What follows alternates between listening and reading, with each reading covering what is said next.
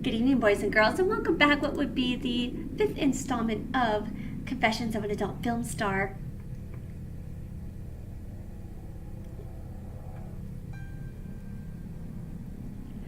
The next few years of my life revolves around sex and drugs. I was a prisoner to Kelly and his selfish demands. Not because I couldn't run, I had plenty of opportunity to do that. But I soon found out what would happen if I did. The first time was around September. I saw that he had failed to lock me correctly, and I wasted no time trying to make a break for it. For months I had thought that I had planned to find Logan again, or to blow the whistle on the dark secrets that I had been so privy to. More on that later. Instead, less than a few miles down the road, I found myself unable to drive. I had been fine for the moment before, and then suddenly, my body was no longer under my control. I was turning around and going back to the studio lot, with no will of my own. I tried so hard to fight it. But this supernatural force they used was unlike any power the world ever knew. I was shaking and crying when I pulled back into the trailer park. Frank was waiting for me along with the replica they had made. That living corpse was like a voodoo doll. I saw where Frank had picked her skin with needles, and I realized as long as she was around, my freedom would never happen. I watched and studied them best I could to understand what they were after. My routine was always the same. About twice a week, they would take me to somewhere private for a session. Typically, they would find young men who thought they would get into porn and would mean lots of sex. They were being led into a trap, and I was the bait. I remember the first few times I blacked out. I didn't even know what had happened. I never felt violated. All I knew is that for certain is that the men were always gone. The studio would be in shambles, and Kelly would tell me I did a decent job. Later, I found out exactly what happened in those periods of unconsciousness. There was a new girl being brought into the studio, Amy. She was barely legal. I saw the same bright-eyed wonder in her that I saw in myself. By the time Kelly had become relaxed about me, I was just another trophy that he thought would never get away. But Amy changed all that. I took her under my guidance the way Leah did me, except I had another motive for gaining her trust. I wanted to see the videos of the sessions that Kelly filmed. So we started seeing each other regularly. I don't think Amy knew at the time my real reason for the relationship, but I could tell that Frank had plans for her, likely as a replacement for me if I ever crossed the line. One day after a particularly bad shot, Amy came over to my trailer. Man, I just don't get these guys. You think after a bunch of dicks I would learn, huh? She laughed as she took another swig of my vodka. Yeah, she was underage, but I could tell that attitude meant that she was teetering toward leaving Obscura altogether. I couldn't allow that, not without getting those tapes. I massaged her shoulders and got the young girl to calm down.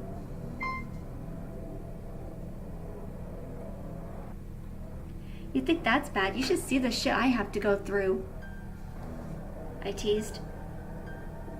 You've never shown me any of your moves, Sierra, but the boss sure does act like he likes you, she observed dryly. You really want to see a raunchy film? I teased again. An idea of how to get those tapes was forming in my head. Sure, where are they? Amy asked. There's a vault. He keeps it under lock and key behind his office. I bet if you get one of those bouncers a blowjob, he'll let you in, I told her. Carter seems pretty chill. He might do it with no strings attached. Go for it. We can chill and watch it tonight, I told her. I told her to be careful because it was Kelly's private stash. But if she really knew what she was getting into, I doubt she would have done it. The next few hours seemed to slowly drag. I knew that I was still under control either way, with or without the tapes. But it was a simple fact of not knowing. She made it back that early evening, giggling with excitement on how Carter had let her into the vault with no questions asked. Found some of your early stuff. Apparently you've got a secret co-star that you never told me about, Amy teased. What do you mean? I asked. Look, it says right here on the tape. Sierra Star and Leah Lovelace in Test X-21. Not exactly an erotic name, but did you say this stuff was private? My head whirled.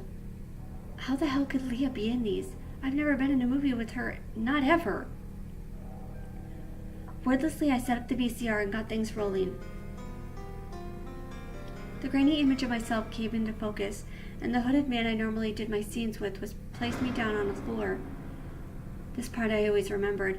The lights would begin to flicker erratically, and I watched as my body convulsed on the floor. The young men who always brought me in would watch in terror as my arms and legs went limp.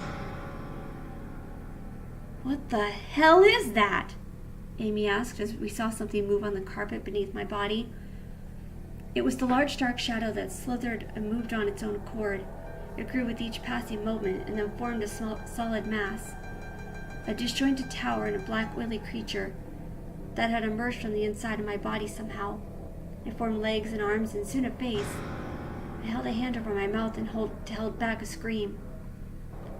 The face was Leah's. The monster that had taken her form. But this was not the sweet girl that I had made friends with.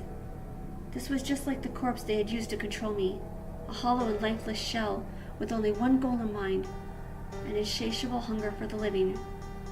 The young men so eager for sex were now her meal.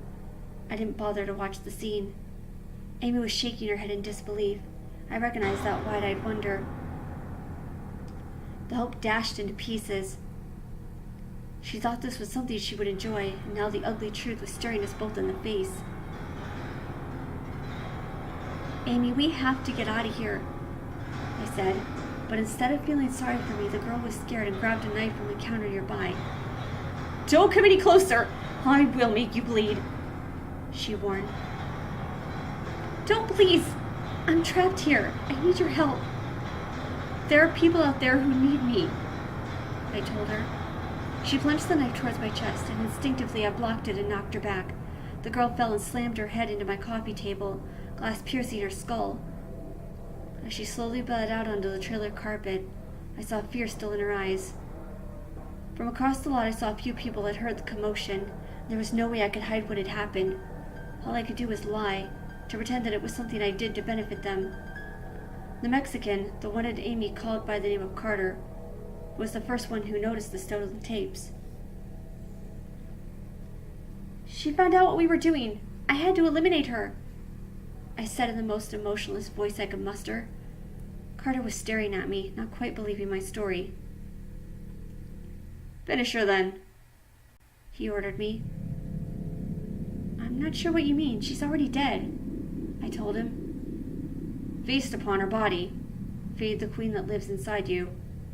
Soon, very soon in fact, she will awaken and live again," Carter responded.